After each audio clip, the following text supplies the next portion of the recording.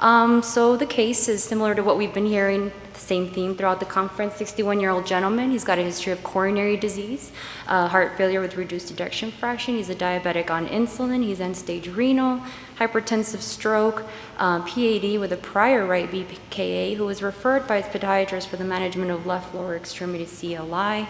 He has significant rest pain. This is figure 1. This is a picture of his left foot. As you can see, he's got gangrene of his big toe and a large ulcer on the 3rd digit with significant discoloration. His podiatrist performed something called Fluorescence angiography on the patient, really to assist her in determining the level of amputation. Results here show some perfusion along the medial aspect of the foot, as seen here in white, but significant impairment in this AT angiosome. So subsequently, she referred to us for potential revascularization to sort of limit the amount of amputation. I'll go over this in a little detail later in my presentation. These are our diagnostic images. I'm just showing you below the knee. So we have an anterior tibial CTO with distal reconstitution. He's got a severely diffused peroneal artery, and he's got an incomplete pedal-plantar loop with CTO of his dorsalis pedis. So quickly, we did ultrasound-guided left femoral antegrade access. We used a Viance catheter to cross into the distal AT, and I'll be surprised we crossed fairly easily. We followed that with a balloon angioplasty with a 2.0, then a 2.5 to 10 balloon. We were unable to cross DPCTO with Viance. We used the Pilot 50 and a Miracle 6, and we weren't successful. We did balloon angioplasty of the peroneal artery as well with a 2.5 by 30 balloon. These are our final results. So as you can see, we achieved a successful recanalization of the anterior tibial CTO. The peroneal artery has minimal residual stenosis with no dissection. However, distal runoff in the DP remains impaired, and we're left with an incomplete pedal-plantar loop.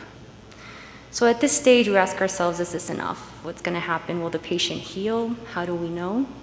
But we opted to stop for various other reasons. And his 1-month follow-up visit, his rest pain has significantly improved. Although you can't see in this picture, there was improved healing of his 3rd toe ulcer, and his great toe now had demarcation. So at least symptomatically was doing better. 2-month follow-up visit, he had no rest pain. Continued healing of his 3rd toe ulcer, actually almost completely healed. He underwent a great toe amputation that is healing well, and I want to say we at least spared him a below the knee or a TMA amputation.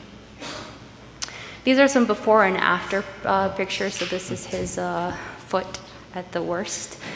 This was, I saw him with the podiatrist at her clinic visit. He was doing much, much better. This was healing very well.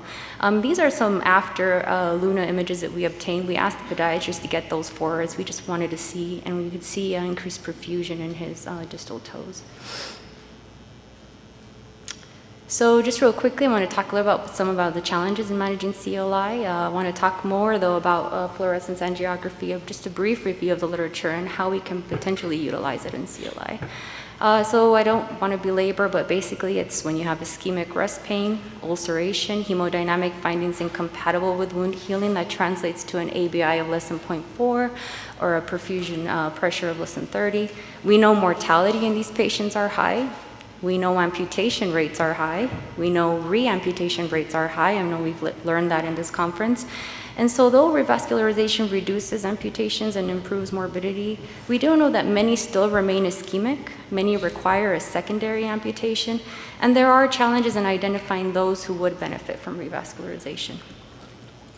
So I just highlighted some of the limitations. We have heard about this in the talks previously, but we know ABIs can be very misleading in this population due to falsely elevated or normalized ABIs due to calcification. TBIs, data is limited. We do use a cutoff of 0.7, but it's really not evidence-based. Skin ulcers, gangrene, prior amputation may preclude measurement. But there are a lot of limitations with TBIs as well. TCOMs and skin perfusion pressures are probably one of the best modalities that we can use, but those also have their limitations.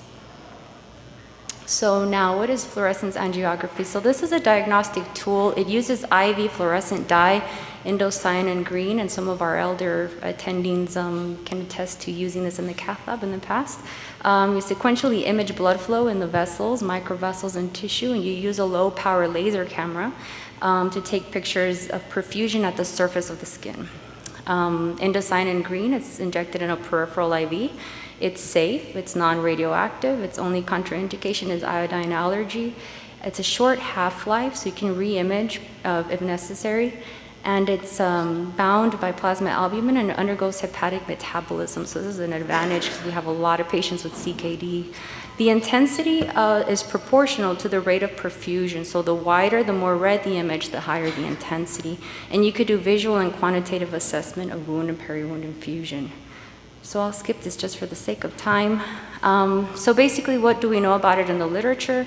So it's more helpful in assessing patients' progress to HBOT, or hyperbaric oxygen therapy. At least that's where we know most of the literature. Its use in CLI has been shown in small studies of a demonstrated increased perfusion by ICG angiography and improved healing of ulcers when the affected angiosome undergoes targeted interventions. But these are small studies, they're like 13 patients. And one study shows improvement in quantitative parameters with improvements in ABI. Some surgeons have used it to show increased perfusion after bypass.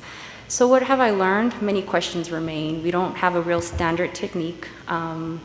We don't have real studies correlating with improved outcomes. It's not widely available. Only one podiatrist in San Antonio utilizes this software, but she did make the point that not all who undergo revascularization will improve their perfusion, and we really need to understand why this occurs. Is it cost effective? So really this case demonstrates how it can be used to assess perfusion, can help us assess whether an intervention results in improved perfusion, but we really do need to look at this tool a little bit more, and it really did emphasize to me how managing CLI truly requires a collaborative effort. Thank you. Marlene, great case. You were scrubbed in and you are doing this, so I just want to ask a clarifying question. When you said you use the Viance and I thought pilot 200 and otherwise, No. Did you try to actually wire the pedal loop with the pilot? So You mean once we open So the the AT? AT CTO, yeah, we try to open tried the DP. to wire it? Yeah, we tried. We couldn't get through. I see. Yeah.